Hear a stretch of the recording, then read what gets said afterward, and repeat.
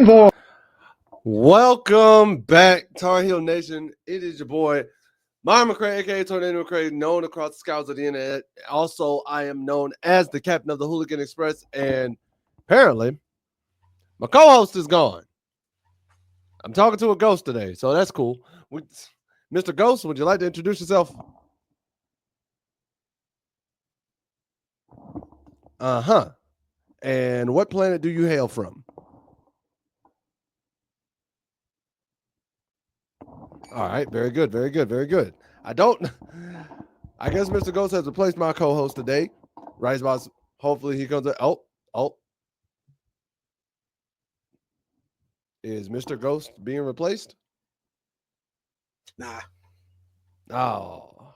But yeah, he's been replaced. But yo, what's good? What's happening? How you living? It's your boy Ricebox 26 coming back at you with another North Carolina Live with my boy Tornado McCray over here. I'm just having all kinds of issues over here. That's all it is. Bro, that's all you having all kinds of issues. I'm having the next level of fatigue. I ain't even gonna lie to you right now, man. But that does not stop the show. I gotta find the energy. It's somewhere. It'll be there. But guys, being personal pizzas. It ain't even the pizzas, dog. I ain't gonna lie. Yo, shout out. If you love Pizza Hut, every Tuesday this month at select Pizza Huts, they are doing $2 personal pan pizzas. I bought two today for $4. Go and get you some if you ain't. This ain't a Pizza Hut ad, but I just wanted to let y'all know. But what is an ad is please make sure to join us every Tuesday live at 9 o'clock. I know we started a couple minutes late, but that's neither here nor there. $2 for that Pizza Hut. Do that. But join us live every Tuesday here on the podcast, man. We love to see y'all here. If you don't want to see our faces, you can listen to us as a podcast on Spotify, Amazon, Anchor, and all the other audio listening platforms as well. I ain't gonna front. I literally last week, I think I told you in the text message, I just followed our podcast on Spotify because I thought we had to build that up personally. It turned out, no, that wasn't the case. And that's how y'all know my co-host doesn't love me. I could say something. I could be like, the Ides of March betray you, sir, and he will not respond. The Ides of March just get stomped into April if they try. Just to let you know. Could they? You sure about that?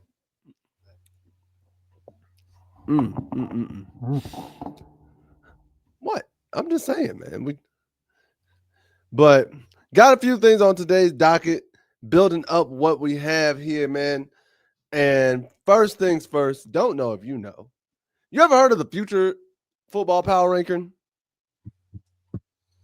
Yeah, what we got going on? So have you ever heard of the future football power ranking? I didn't know there was a future. I knew there was like a preseason. I didn't know they called it the future football power rankings. There is one called the future football power rankings. You want to know what's bad? Bro. This came across my feed, and apparently this is a month old. This was put out last month. That's what's even crazier. So Adam Rittenberg released college football's future power rankings. And basically, here's what he had to say. Here's a quote from the start of the article, because he put it on ESPN's Adam Rittenberg. He said, college football's future power rankings have been reimagined as a part of a changing sport. The constant roster shuffling around the sport because of the portal has made 3-year projections less sensible. Instead, the power rankings will examine the next 2 seasons. In this case, the 2025 and 2026 seasons, and to function more as a snapshot of the landscape. So I had to go digging, looked into it, and these are what the rankings are based off of. Returning quarterback, likelihood of a multi-year quarterback on the roster, offensive line. So before I'll cut you off real quick, one of the funniest parts of this article was, rather than deliver installments before the team rankings, I'm doing them all at once for the Power 4 leagues and Notre Dame. Oh, yeah. I figured you'd get a kick out of that one. He's just like, yeah. That is funny. He's like, and Notre Dame. But yes, but go on. I'm sorry. Oh no, you fine. But like you said, you got offense, likelihood of a multi-year quarterback, offensive line and defensive line outlook, roster management, star power, aka All Americans, award winners, so on and so forth, and coaching staff. So, with all that being said, obviously that leads to the curiosity of what does it look like? What does the team look like? And got to share with the screen, got to share with everybody what we seeing. And do you want the whole list, or should I just go to where North Carolina's ranked? Let's see here. I'm scrolling through it, so no worries. I'm sharing it with the We people. actually, So I'm gonna go to the top 25. You going to the top 25? That's the part of the rankings anybody really cares about. So so we're a Tar Heel podcast. You don't think we want to know where we at? I'm gonna think we're gonna be at let me see here. Pretty sure we're above Duke. Because I can tell you where we at. I done looked. I can tell you where we at. I'm using my gamer's eyes as I breeze through this list. All right, people, do y'all want me to go ahead and let you know and show you? Nah, we'll get to them. Disrespect. Let's go. Let's do it right. He said we're going to get to him? All right. We're going to do it right. Let's go. All right, so here's how we go through all 68 rankings, or... I mean, it's up to you. We can do that. Like I know I was going to jump to them because that's what they care about. They care to find out where we at first. We'll go for every ACC ranking, and we'll go with that. All right. So every ACC ranking. Well, there you go. First off, it's Stanford at 68.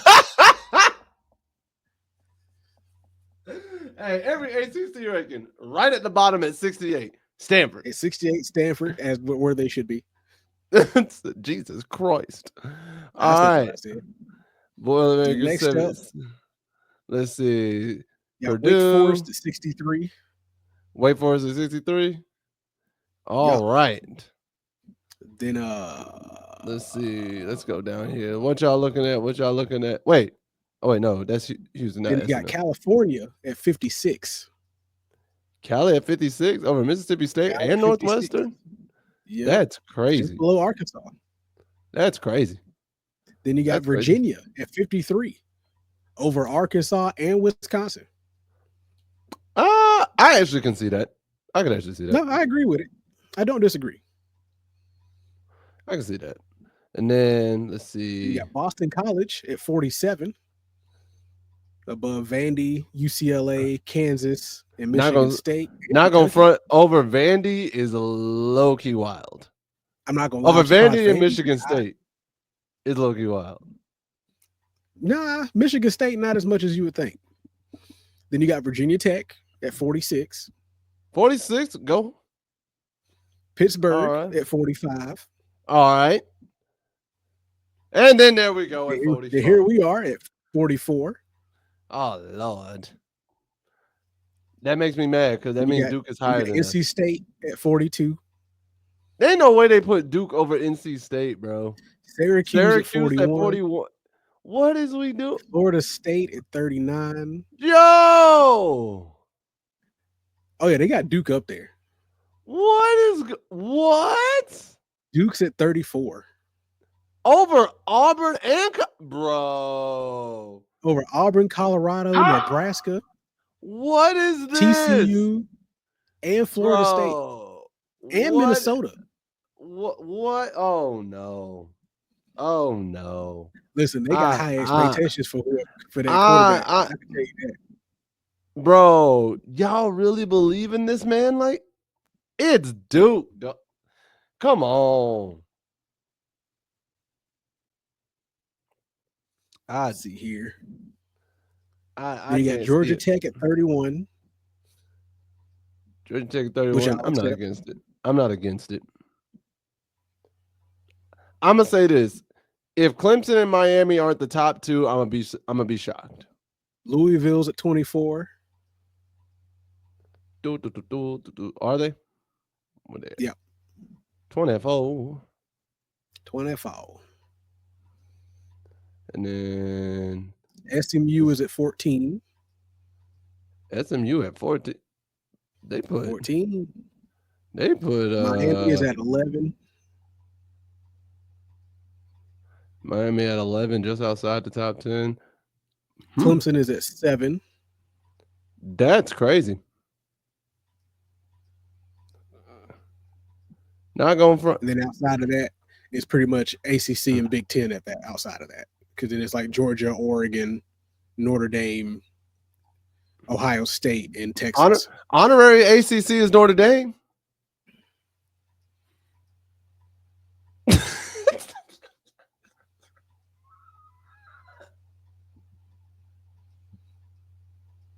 It kills me every time.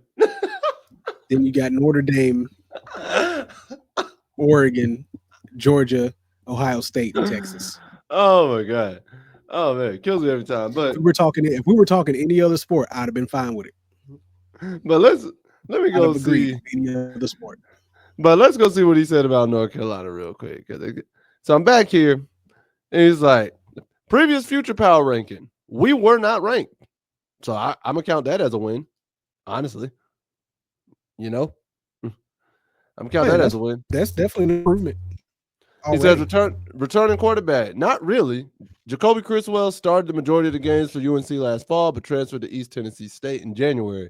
North Carolina brought in South Alabama transfer Gio Lopez as its likely 2025 starter, but Max Johnson, the former Texas A&M and LSU quarterback, who started the 2024 opener before sustaining a broken leg, is still with the Heels, hoping for one final opportunity. Fair. So likelihood of a multi-year quarterback, fairly likely. Predicting anything at North Carolina beyond 2025 is tricky, but Lopez has 3 seasons of eligibility remaining after recording 25,6 passing yards, 18 touchdowns, 465 rushing yards, 7 scores last year at South Alabama. UNC also landed Bryce Baker, ESPN's number 5 dual threat quarterback in the 2025 class. Offensive line. I think the real interesting thing about that, before we get into the offensive line part of that, is that Bill is willingly going with dual threat quarterbacks.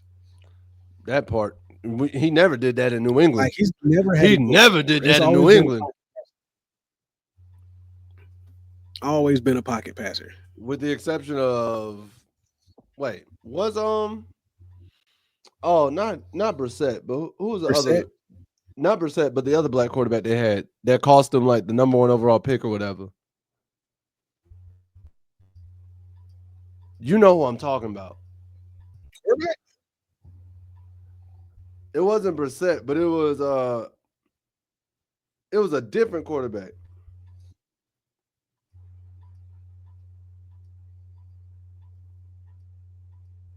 Talking about Cam?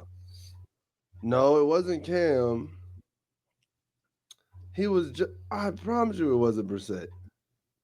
Because young dude literally started last year for him, or the other year. Because like the only other black quarterback that I remember Patriots having is Milton. There it is. And that Joe was Milton. That was the one. That's the one. Yeah, they just drafted him last season. That's what I'm saying. I couldn't remember if he was drafted with Bill or not. That was what I'm saying. No, he wasn't drafted with Bill. He was drafted after Bill got fired. He was drafted under Mayo. Yeah, because that's he what was drafted with He was drafted with oh boy. Because it was like, they had him in the final game of the year, and everybody was like, okay, yeah, let's just tank. And that man went out and won the game. Yeah. They're like, no, we can't even lose right. I'm like, oof, sucks to suck. Yeah, because he was drafted after Drake. He was drafted along with Drake May. Okay. Oh, that's weird. That's what everybody said when that happened. Because they were like, why would you draft both? Why would you draft both guys? But like, I looked at it in the sense of, okay, what if one of them just so happens to be better than the other? And nothing against Joe Milton, because he's definitely a change of pace for the Patriots. But unfortunately, because Drake is starting to look like he might work out a little bit, he may not be able to see. He may not see the field unless the man gets hurt. You know what? So You I know what see this him also. possibly getting drafted. I see him possibly getting traded, but by deadline. But you'll see. I'm gonna say this about that. You know how crazy it has to be, and this to me just speaks to like the fall off of Mac Jones. The crazy the fall off has to be to where New England drafted 2 quarterbacks in the same draft and started both of them at some point. Listen, their whole depth chart was Jacoby Brissett, Drake May, and Joe Milton. Mm, But I'm gonna go on and talk So about you this got offensive. so you got the seasoned vet, Yeah, rookie, and whoever you had during training camp. and hope. Yep, Keeping hope hope and hope, alive. hope and hoping more. But then you got offensive and defensive line outlook. Like many groups in North Carolina, the defensive line will rely mostly on transfers this fall. The team picked up a nice player in UConn's Price Yates, as well as several Power 4 players with potential, including Arizona's Isaiah Johnson. UNC was English hard. UNC was also active in the portal for offensive linemen, adding Troy's Daniel King and others in the winter, and Jacksonville's State's Willow Stein in the spring. But the difference on Steve. the O line, Osteen, my apologies, Will. Yep, Will yep, 2 E's. Osteen in the spring. But the difference on the O line is the return of Heels starters Trayvon Green, Austin Blask, and Aiden Banfield. Blask and Banfield initially entered the portal at the UNC made his coaching change, but then opted to stay. True. And then when it comes to roster management, the roster has reshaped several times since Coach Belichick has arrived, including in the spring when key defenders Bo Atkinson and Amari Campbell left for the Big Ten. UNC made gains with players such as Lopez, King, Boise State linebacker Andrew Simpson, and several defenders who moved with defensive coordinator Steve Belichick from Washington, including cornerback Thaddeus Dixon, Kamari House. And the team also retained key linemen in Blask and Banfield and wide receiver Kobe Paysour. Bill Belichick landed Baker and others to finalize the 2025 class, and 2026 recruiting is off to a very strong start with the number 13 class. Ooh. As far as star power is concerned, UNC lost all its all-ACC players from 2024. Oof. And will be leaning on its transfers and a few holdovers to populate that list in future seasons. Lopez will be in the spotlight, and Simpson comes in with all Mountain West honors from Boise State. Dixon earned honorable mention all Big Ten honors at Washington and should contend for similar recognition at UNC. The key will be whether a new staff can get more out of the holdovers such as Green, Paysour, and running back Davion Gauss. In coaching staff, Belichick's arrival is unlike any in recent college football history. It makes predicting the next few seasons next to impossible. His recruiting gains are encouraging, though, and North Carolina has a fairly favorable 2025 schedule that should help with such a reshaped roster. The staff includes 2 of Belichick's son, former UConn coach Bob Diaco, several veteran assistants, and 1 holdover from Cleveland Browns, Freddie Kitchens. So I mean, overall, like I said, outlook looks good, and I think they'll be high. I think by the end of the season they'll be higher than that. They gave us a respectable look on it, and I'm okay with that. Little respect, little something, but I'm okay with it. You know what I mean? Because it could be worse. It definitely could be worse. Now, Duke's ranking is wild. I don't care. Like I said, they are betting a lot on Mensa. Wild. Like they are really betting a lot on Darian Mensa coming out of Tulane. Because I'm gonna be real with you, I ain't heard of him. I'm gonna be real with you. I ain't seen nothing from him that moves me that much. To where you telling me that man gonna be gonna have Duke better than Auburn? So let's see here. He said likelihood of multi-year quarterback, extremely likely. Duke made a major investment in Mensa in part because he has 3 years of eligibility left. Mensa completed nearly 66% of his passes for 2,700 yards, 22 touchdowns last season. His mobility makes him a good fit for Jonathan Brewer's offense. Duke's defensive front projects as a strength as a top pass rusher Wesley Williams with 7.5 sacks, 9 quarterbacks hurries, and is back alongside fellow Vincent Anthony Jr. and tackle Aaron Hall. The Blue Devils also added Dartmouth transfer Josiah Green for the interior. Offensive line will protect Mensa returns 4 starters, including second team All ACC safety Brian Parker II and veteran guard Justin Pickett. Duke had a few injuries during spring ball, but should have a talented and deep group in the fall. So, I mean, if you're basing it off of what you brought back, still wouldn't put you at 34. Still wouldn't put you at 34. But based off of what they're predicting this is going to be for the 25-26 season, I still don't see y'all being 34th. Man, ain't no way. I'll never say they'll be that good. Truth be told, I will never say they'll be that good. Because they did bring back a couple of all ACC defensive backs. They could bring in an all SEC first team roster. I'm still not banking on them. Then they got an all conference USA selection for Sam Houston with Caleb Weaver. An offensive recruiting clout showed up in 2025 class, ranking 35th nationally. They could bring in transfers all from the SEC, all first teams from the SEC. And because it's Duke, their talents will get squandered. I'm not believing it. Not believing it. Never will.